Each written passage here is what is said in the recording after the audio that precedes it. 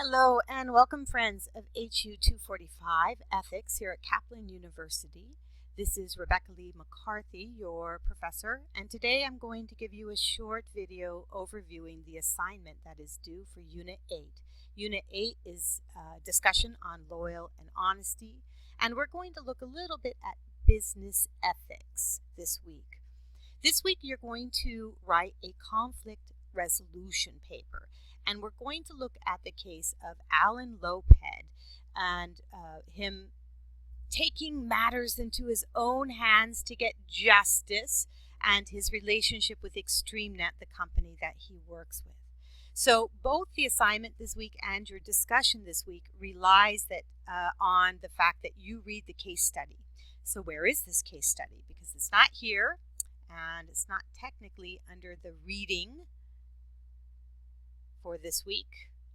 So what you need to do is you need to go to doc sharing, and in doc sharing you'll find the case study for Unit 8. Download this case study, and it's a PDF, and just for the heck of it I'm going to take a few minutes and let me resize this so you can see it. I'll read the case study to you. This is the employee rights case study. For 7 years, Alan Lopez had worked for ExtremeNet, a well-known, global, high-technological company that provides clients with internet services such as e-commerce and web development, online marketing, strategic planning, and research. Alan was well paid and performed well in a responsible middle management position, which he found rewarding. However, as ExtremeNet struggled to manage the effects of an economic downturn, Alan became disenchanted with the company's treatment of lower-level employees, including his own assistant. Among Alan's concerns were gender and age discrimination during layoffs, as well as changes to personnel policies that he believed treated lower-level employees unfairly. Alan's frustrations grew after he raised his concerns in vain with his superiors. What he did next put his career in jeopardy.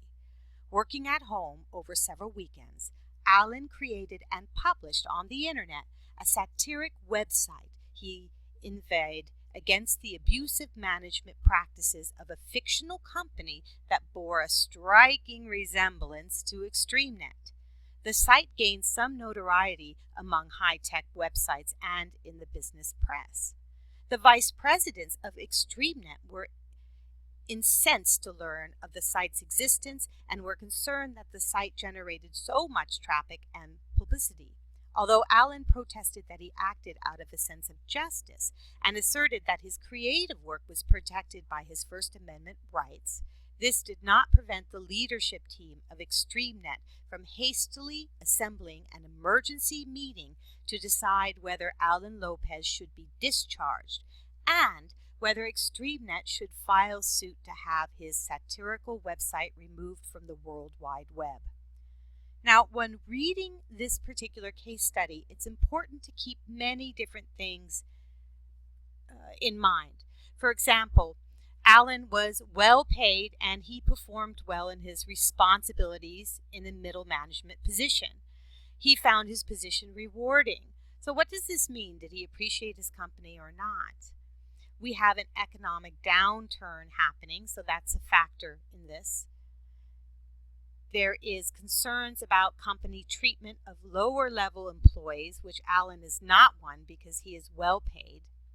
We also have this idea that there is a problem with gender and age discrimination. We don't know if it's true, but we know that that is Alan's concerns. We also know that there's been changes to personnel policy that he believes treats lower-level employees unfairly, but we aren't told what those changes are.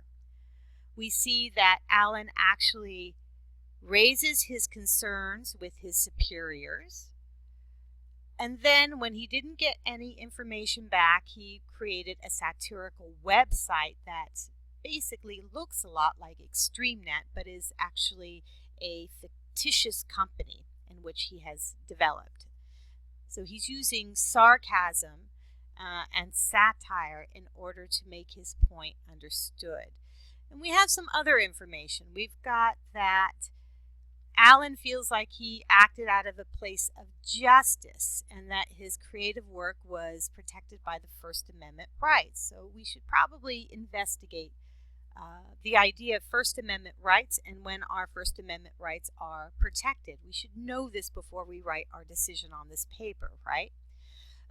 But the team at ExtremeNet are very concerned, and they hastily get together in order to figure out what's going to happen.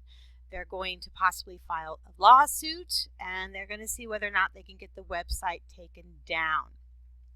Okay, so these are the major elements in this case study, and you should understand the elements very, very well before you actually write this paper. Think about it specifically. Just don't react. Think about all of the sides. Think about ExtremeNet.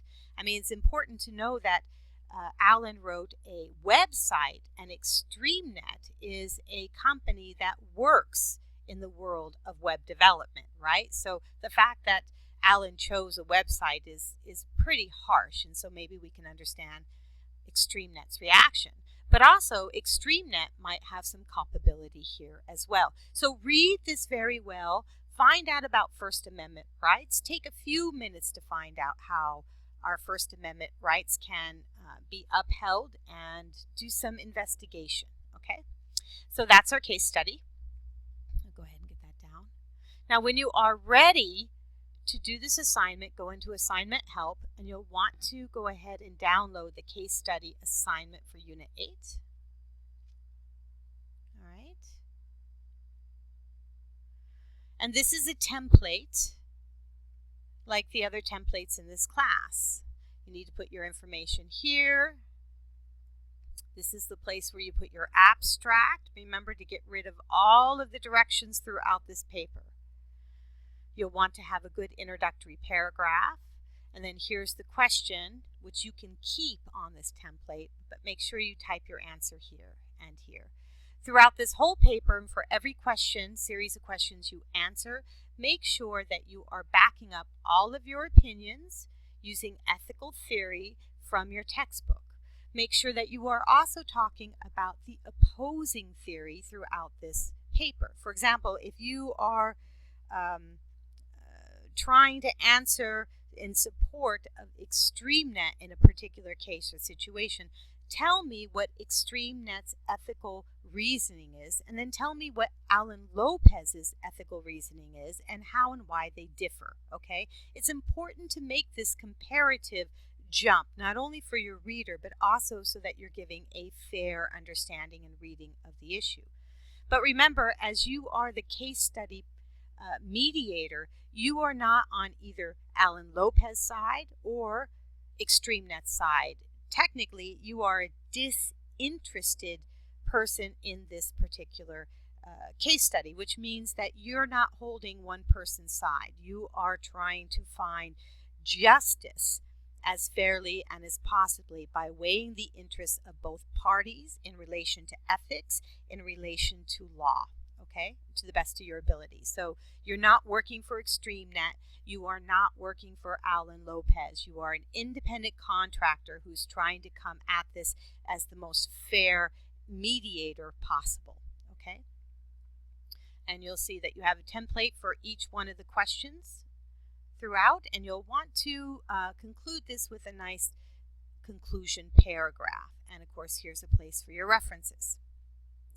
When you save this, as always, do a file, save as, and put your name in, right? So you can do this, McCarthy